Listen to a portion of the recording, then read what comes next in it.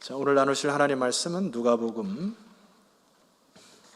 23장 44절에서 49절까지 말씀 보겠습니다. 때가 제6시쯤 되어 해가 빛을 잃고 온 땅에 어둠이 임하여 제9시까지 계속하며 성소의 휘장이 하가운데가 찢어지더라. 예수께서 큰 소리로 불러 이르시되 아버지 내 영혼을 아버지 손에 부탁하나이다 하고 이 말씀을 하신 후 숨지시니라.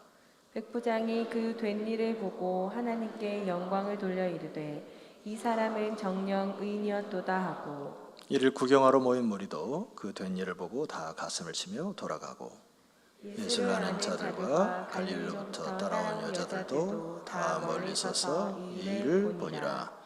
아멘. 지난주 제가 설교 시간 중에 여러분에게 말씀드렸던 단어 하나가 있습니다. 그것이 이제 가상칠언이다 이렇게 했는데 조금 헷갈리실 분들을 위해서 좀 설명을 드리면은 이 가상은 실상의 반대가 아니고 한자에 보면은 그 십자가를 뜻하는 가자와 그 윗상자를 뜻해서 십자가상 위에서 말씀하신 7개의 말씀, 이거를 이제 한자로 가상칠언이다 이렇게 말씀을 드립니다. 주님께서 그 십자가상에서 말씀하신 그 7가지 말씀 너무 중요하죠.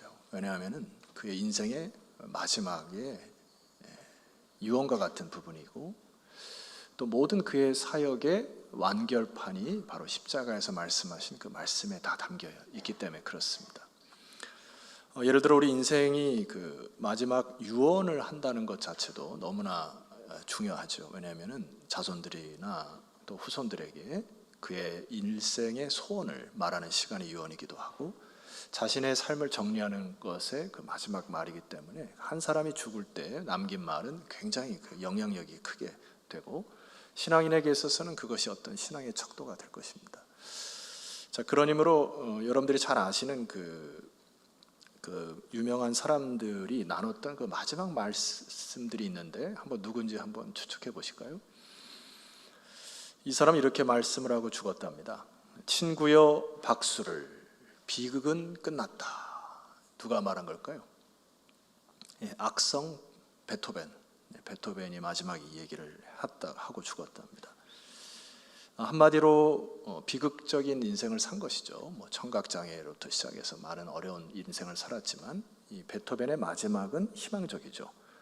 나는 이제 모든 비극이 끝나고 아버지 나라로 갑니다 라고 하는 어떤 소망의 메시지인 것 같아요. 한 사람의 말을 더 소개시켜드리면 나는 불행했다. 프랑스, 군대, 조세핀 이러고 죽었답니다. 누굴까요? 조세핀 하면 딱 나와야 되는데 나폴레옹이죠. 나폴레옹은 여러분이 아시다시피 유럽 전역을 제패했던 그 제왕이죠.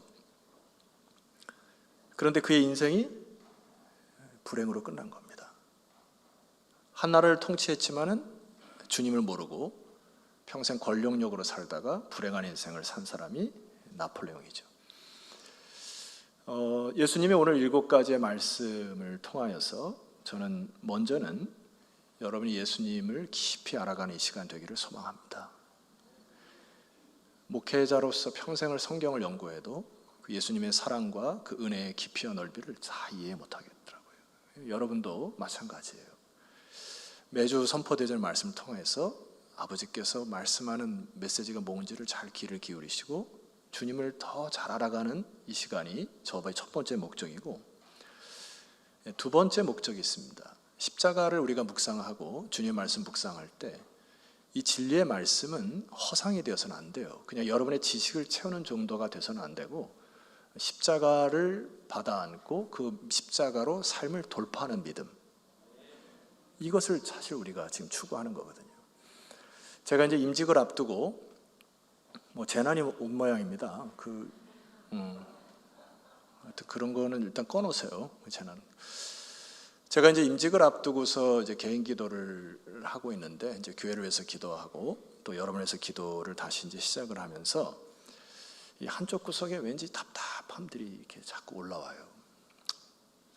그래서 왜 그러나 싶었는데 사실 믿음은 도전이거든요.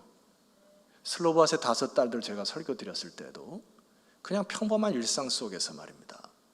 도전했을 때 믿음의 유산을 남기는 거잖아요.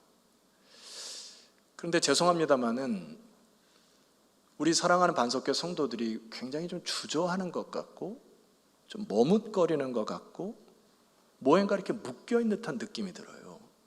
그래서 도전하고 막 나가야 되는데 뭔가 자기 바지가랑이를 끝자고 있고 마음속에는 뭔가 주저하고 머뭇거리고 재는 듯한 느낌이 참 들어서 담임으로서 참 가슴이 좀 답답한 시간을 보내고 있습니다. 오늘 이 말씀을 통하여 십자가로 돌파하는 여러분의 믿음이 되시기를 소망합니다. 예수님이 십자가를 지실 때 보통 우리 시간으로는 오전 9시에 십자가에 못 박히시고 그 다음에 오후 3시에 숨을 거두십니다. 그래서 오늘 저는 예수님의 이 7가지 말씀을 다 여러분에게 전해드릴 텐데 정오를 기준으로 앞에 3개의 말씀을 하셨고요, 정오를 이후로 4가지의 말씀을 하신 것으로 여러분에게 말씀을 드릴게요. 주님의 이 십자가에 말씀하신 내용을 가만히 묵상하면은 주님께서 끝까지 하나님과 인간 사이를 잇는 그런 그 중보자의 역할을 하신 것을 볼 수 있습니다. 그러니까 우리 올해 다리를 놓는 사람들이 우리 큰 주제인데 예수님은 십자가 상에서 죽으시기까지도 하나님과 인간의 다리 놓는 중보자의 사명을 감당하신 것으로 저는 그렇게 받아들여지더라고요. 끊어진 하나님과의 관계를 잇고 사람과 사람과의 있는 이런 다리를 놓는 사람이 예수님이 끝까지 추구하셨던 그분의 일생이었다, 그게 느껴집니다. 자, 그런 의미로 오늘 첫 번째 말씀을 선포하고 제가 말씀을 보도록 하겠습니다. 누가복음 23장 34절 말씀 보니까 첫 번째 지난주에 예수님께서 하신 말씀이죠. 이 예수께서 이르시되, 다 같이 읽어볼까요? 아버지, 저들을 사하여 주옵소서. 자기들이 하는 것을 알지 못함이니이다. 주님께서 십자가 상 위에서 고통 중에서 첫 번째 하신 말씀이 자기를 십자가에 못 박은 채찍질한 무고한 자를 창으로 찌른 누명을 씌운 원수들, 소위 우리 인간들이 원수들을 향한 용서의 기도를 선포하신 것이죠.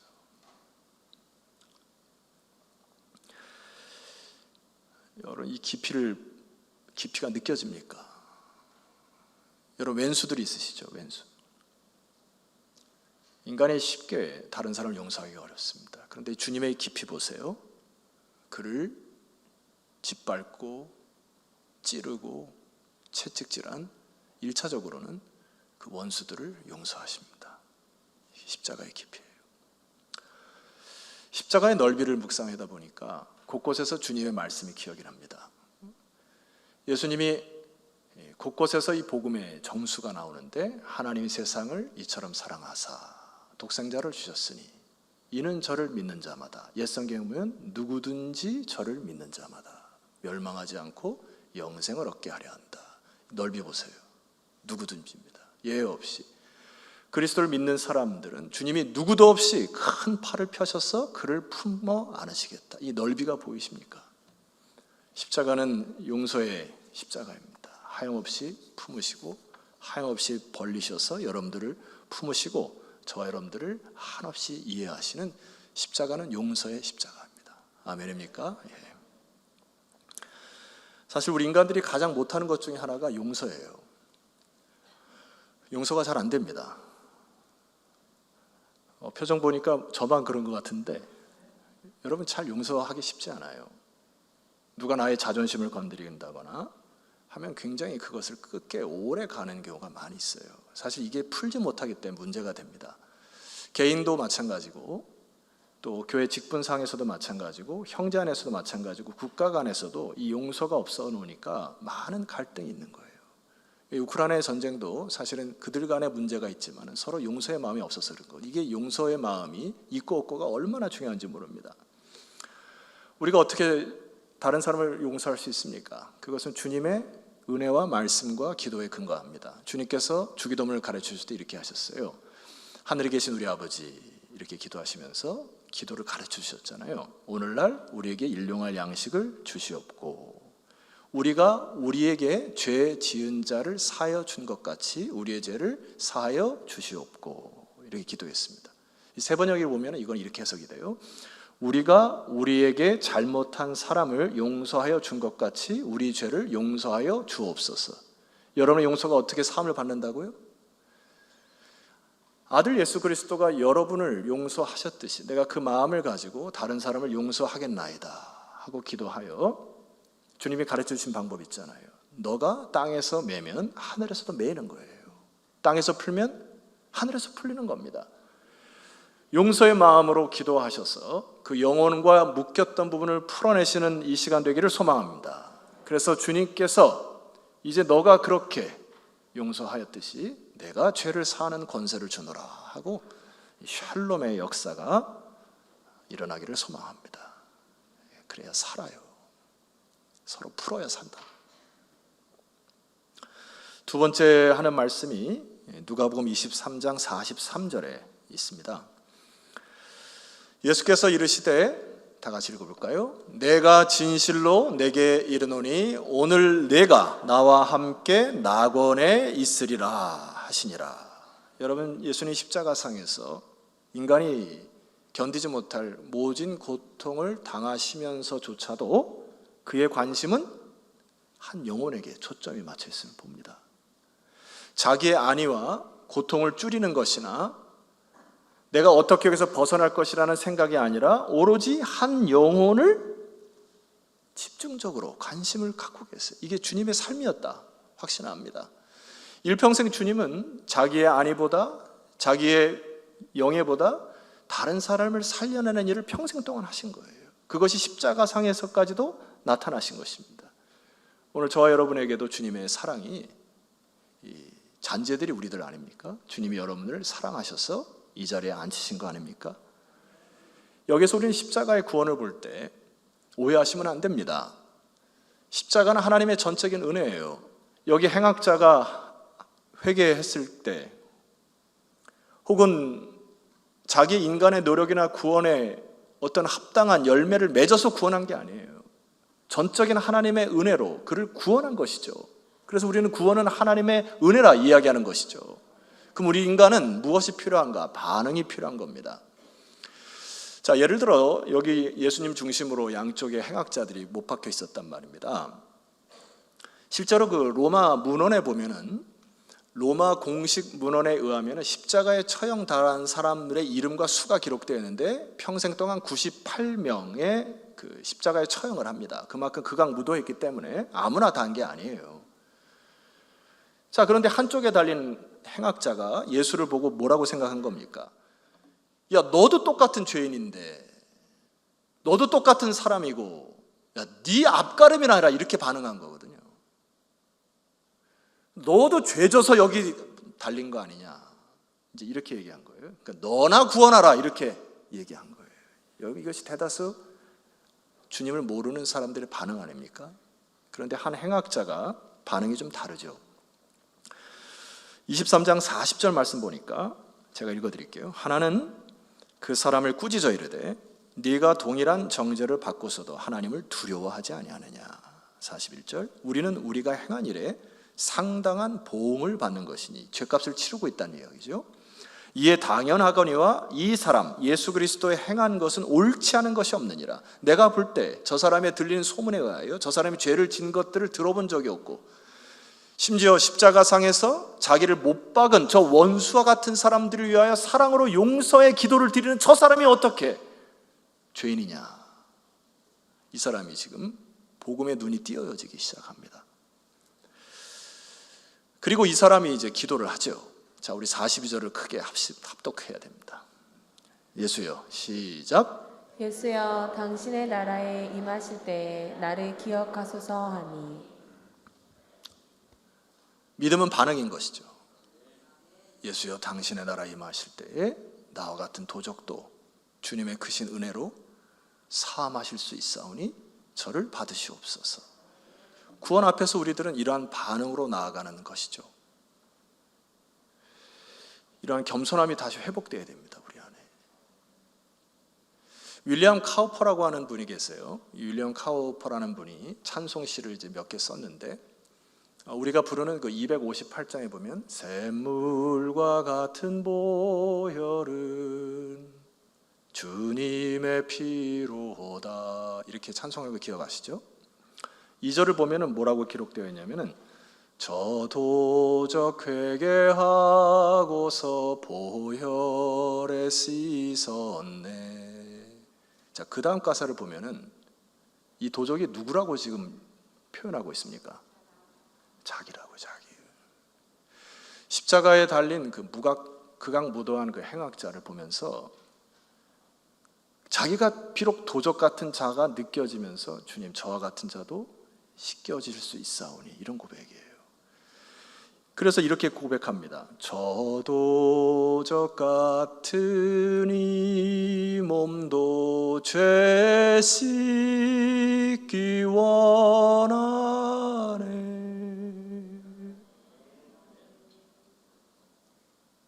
이게 인간의 반응이라고요.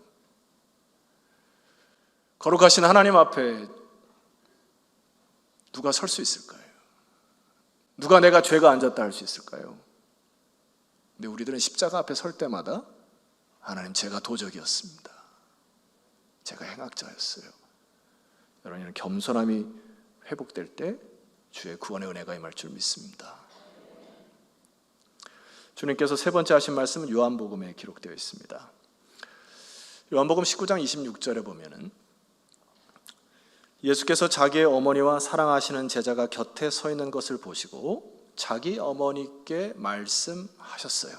그리고 세 번째 말씀하십니다. 여러분이 크게 선포해 봅시다. 시작.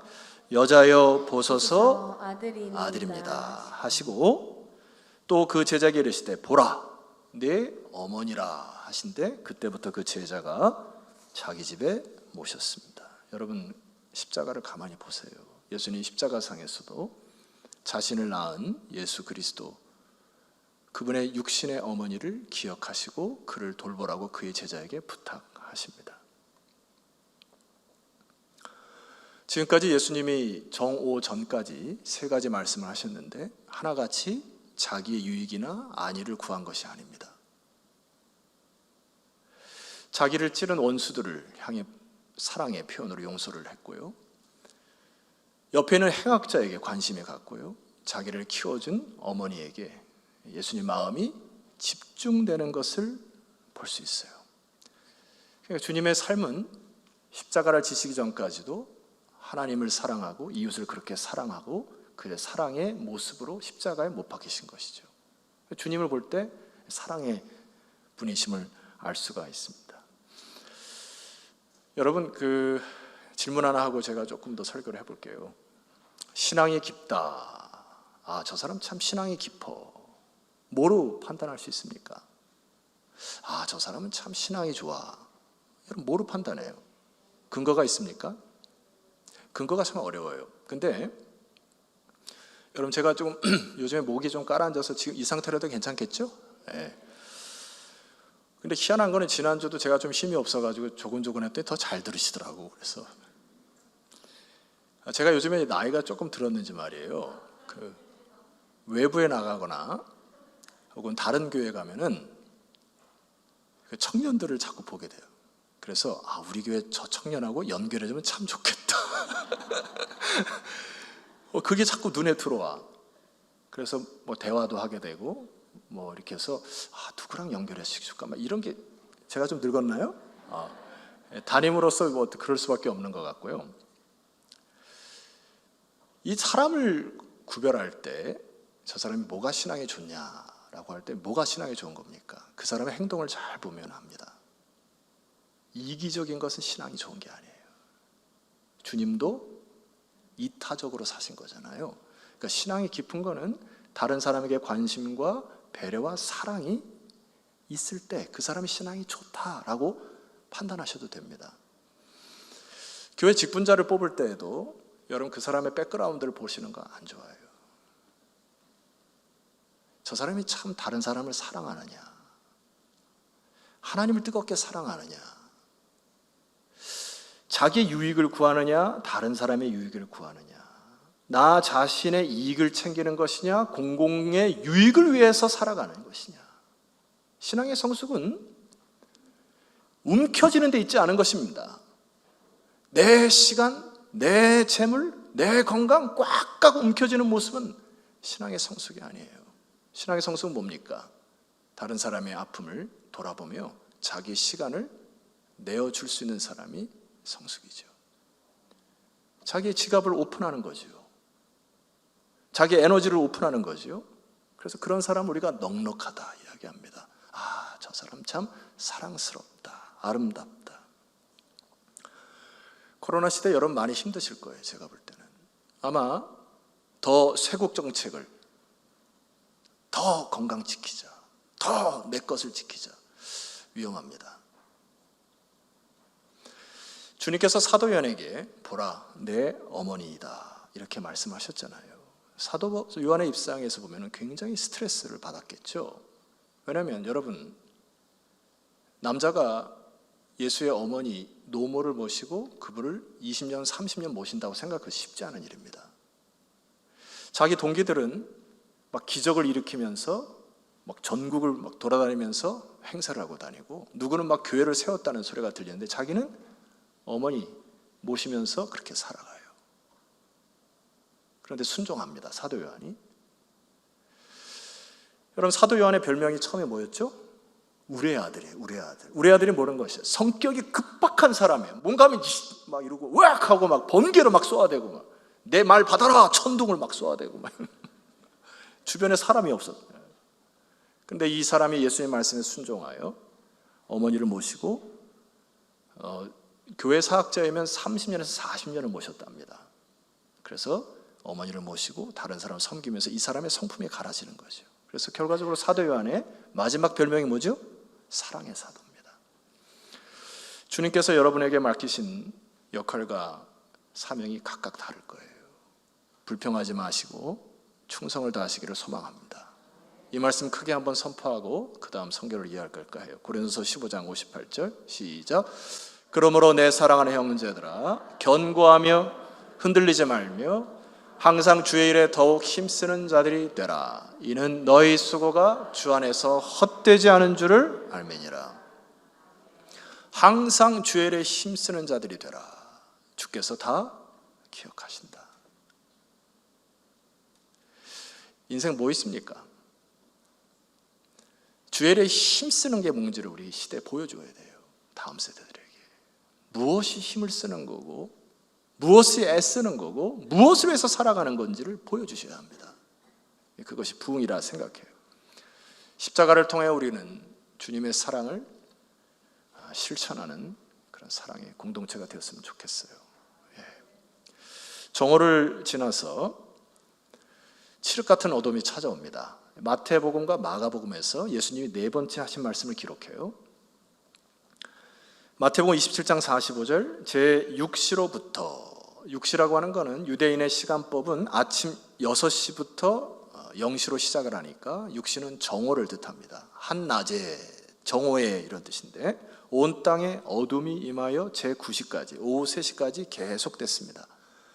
그때 주님께서 크게 소리 질러서 46절에 보니까 엘리 엘리 라마 사박다니 하시니 이는 나의 하나님 어찌하여 나를 버리시나이까. 이게 이제 숨을 거두시기 직전에, 조금 전에 이제 모든 3시간의 암흑을 통과하시면서 주님께서 고통 속에 부르짖은 부르짖음입니다. 여기 단어에 보면은 어찌하여 나를 버리셨나이까 라는 뜻이죠. 예수님은 일평생 동안 버림받은 삶을 사셨습니다. 사람들의 버림을 받아서 정상적인 가정에 태어난 것이 아니에요. 조리원에서 태어난 것도 아닙니다. 병원에서 태어난 것도 아니에요. 말구유, 헛간에서 태어나셨어요. 주변의 종교 지도자들과 정치 지도자들에게 버림을 받습니다. 그래서 빌라다 법정까지도 가게 돼요. 3년 동안 따라했던 제자들에게도 버림받습니다. 십자가를 지기 전까지 그의 수석제자 베드로도 예수님을 버립니다. 오늘 여기 십자가의 이 절규는 온 인류가 그리스도 없이 당할, 잘 들으세요, 하나님과의 단절의 고통인 것이죠. 지옥이 하나님과의 단절을 의미하는 것입니다. 생명과 빛의 아버지의 나라와 멀어져서 생명이 없고 어둠만이 있는 곳을 지옥이라 해요. 그것은 관계의 단절을 의미하는 요한계시록의 지옥을 뜻합니다. 그것을 겪으신 거예요. 왜요? 여러분 때문에. 우리는 일평생 이런저런 사람과의 관계 속에서 버림을 당하기도 합니다. 그리고 외롭게 살아요. 고독함 속에 살고 절규하며 삽니다. 갈등 속에서. 시편의 22편에 보면은 예수님의 이 십자가 고통과 죽음과 부활을 의미하는 아주 놀라운 시가 기록되어 있어요. 동일한 부분이 있습니다. 화면을 보시면은 이 시인이 뭐라고 처음에 기록하냐면은, 여러분이 한번 읽어볼까요? 시작. 하나님이여 어찌 나를 버리셨나이까. 어찌 나를 멀리하여 돕지 아니하시오며 내 신음소리를 듣지 아니하시나이까. 여러분, 이럴 기도를 할 때가 있어요. 고뇌의 깊은 터널에 빠져가지고 내 신음소리를 막 끙끙대며 아는 데가 있습니다. 주님이 십자가상에서 하나님 앞에 어찌하여 나를 버리십나이까 하면서 무엇을 말씀하는 걸까? 얘야, 내가 너희들의 고뇌를 다 안다. 너희들이 이 세상에 겪는 고뇌를 다 겪었다. 그 상태로 내버려 두시지 않겠다는 이야기죠. 십자가에서 말씀하신 거는. 다섯 번째 말씀은 요한복음 19장 28절에 보면은, 그 외에 예수께서 모든 일이 이미 이루어진 줄 아시고 성경을 응하게 하려 하사 이르시되 내가 목마르다 하셨습니다. 인간은 이 갈증이 일어날 때 못 참죠. 예수님이 육체적인 고통의 갈증을 겪으셨을 뿐만 아니라 영적인 목마름, 인간의 끊임없는 타는 목마름을 겪으셨다는 것입니다. 시편 22편의 시인의 고백을 보면은 15절에 이렇게 기록되어 있어요. 내 힘이 말라 질그릇 조각 같고 내 혀가 입천장에 붙었나이다. 주께서 또 나를 죽음의 진토 속에 두셨나이다. 이럴 때가 있어요, 인간이. 저도 과거를 돌아보면 그 혀가 너무나 기가 막히고 힘들고 어려워가지고 입천장에 딱 달라붙어서 숨을 헐떡거렸던 때가 있습니다. 주님, 이 고통을 아십니까?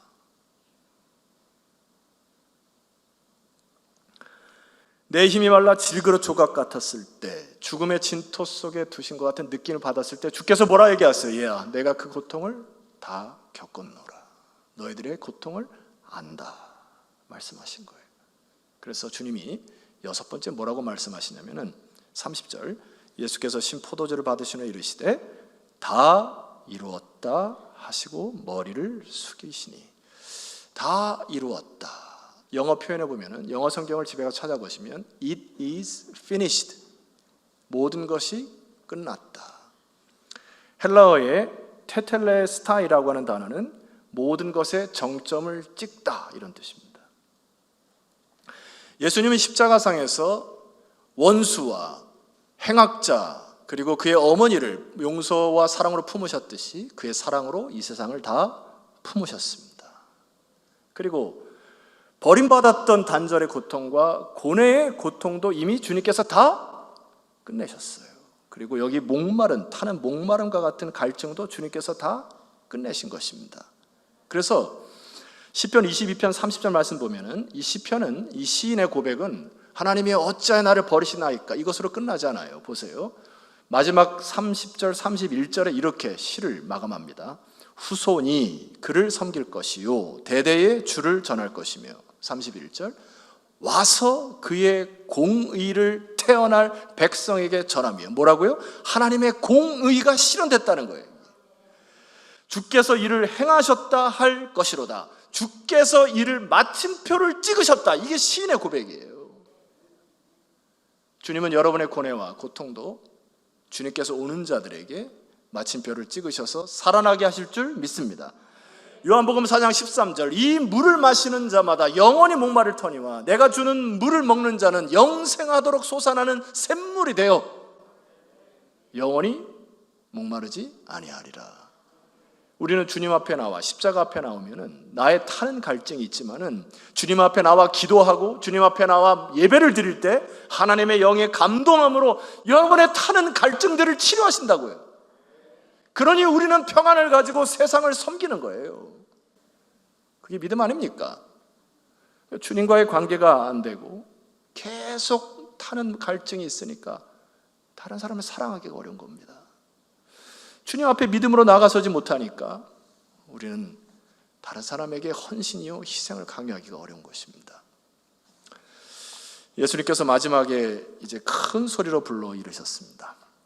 그것이 오늘 제가 택한 본문의 메시지예요. 우리 46절 말씀 보면 화면을 보시죠. 예수께서 큰 소리로 불러 이르시되, 여러분이 함께 선포합니다. 아버지, 내 영혼을 아버지 손에 부탁하나이다 하고 이 말씀을 하신 후 숨지셨습니다. 바뀐 게 보이지 않아요? 절규하실 때는 나의 하나님 이렇게 하나님을 불렀어요. 그런데 여기 단어에 나의 주인님 뭐 이렇게 부르지 않으셨어요. 뭐라고 부르셨습니까? 아버지라 불렀어요. 그러니까 예수님이 십자가상에서 그 엘리 라마 사박다니, 이것도 그 아람어인데요. 아람어는 일반 그때 썼던 생활 용어입니다. 여기서도 마찬가지로 생활 용어로 쓰여 있어요. 그러니까 주님이 아버지 이렇게 부르는 게 아니고 아빠 이렇게 부른 거예요. 십자가상에서 아빠, 나 이제 모든 것을 순종했으니 이제 제 영혼을 받으시옵소서 하고, 이 아빠라고 하는 거는 제비 새끼들이 그 엄마가 물어다주는, 아빠가 물어다주는 그 벌레를 먹기 위해서 입을 짹짹 벌리면서 막 소리 부르, 그거 거기에서 어원을 따온 겁니다. 그러니까 그 크신 하나님의 그 위엄 앞에 이제 예수 그리스도가 아빠 하고 큰 소리로 부르시고 내 영혼을 이제 맡깁니다 하고 돌아가셨죠. 주님은 우리에게 아빠라고 부를 자격을 허락하심을 믿으시기를 소망합니다. 그래서 우리는 힘들고 어려울 때마다 아빠 하고 부르셔야지. 그게 십자가예요.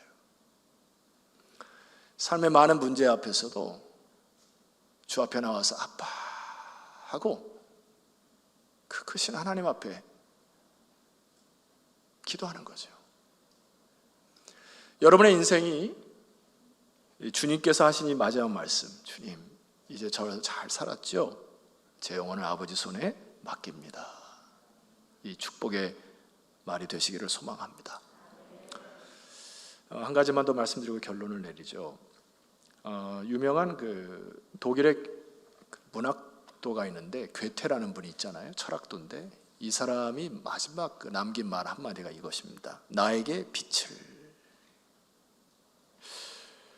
마지막 죽을 때 진리를 모르는 거야, 이 사람이. 그러니까 평생 동안 자기가 글을 썼고 다른 사람에게 영향력을 미쳤고 돈을 많이 벌었을 거지만 진리의 빛을 모르고 죽은 겁니다.